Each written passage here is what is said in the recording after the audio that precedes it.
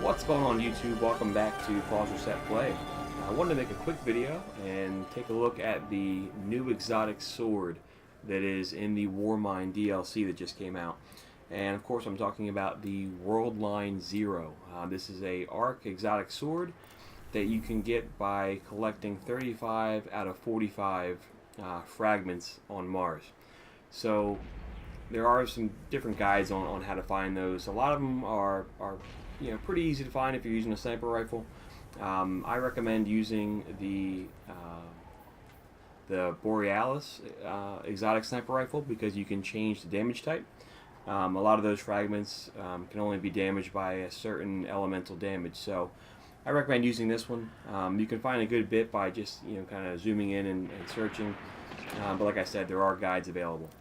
Once you hit 35 out of 45 fragments, the area that you want to go to is in the Braytech starting area, and specifically you want to go to this area on the map right here. It is a lost sector. I think it's called Core Terminus or something like that.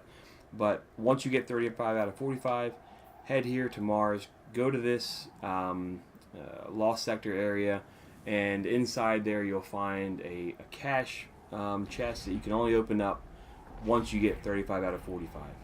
And as soon as you do that, you'll be rewarded with this exotic sword.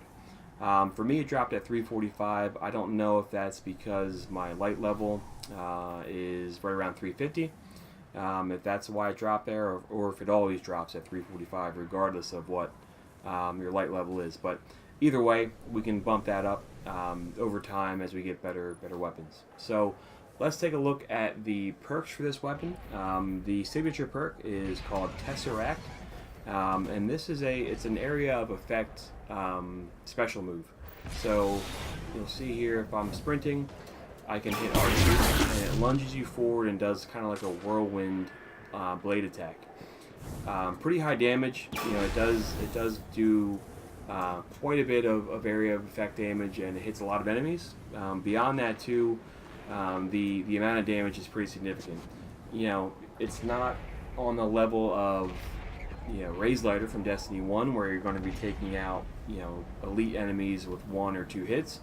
It is more of a, hey, clear some ads from a big group.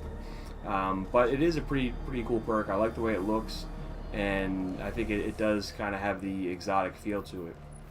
Looking at the other perks here, Tempered Edge, increased sword damage and ammo. The ammo capacity, as you can see in the bottom right, it is 27 for the ammo, which is pretty good. I think for a sword, a lot of them are around like 21, so this has a bit more ammo to it.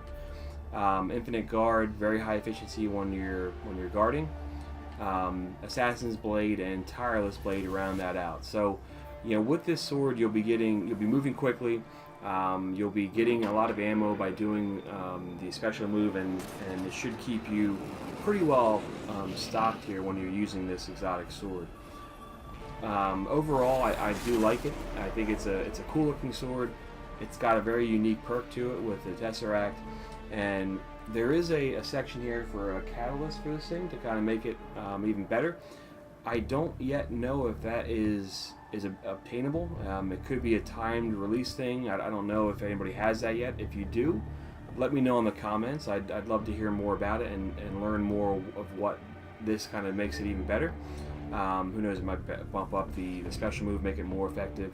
I don't know what this does yet, so we'll find out here in the coming weeks. Would I use this all the time, kind of like I did Razelighter in Destiny 1? Probably not. I like it. It's a cool weapon. It's a fun weapon to use, but I think it's more situational. And I suppose most swords are, but it doesn't quite have that boss killing capability that a Razelighter did from Destiny 1.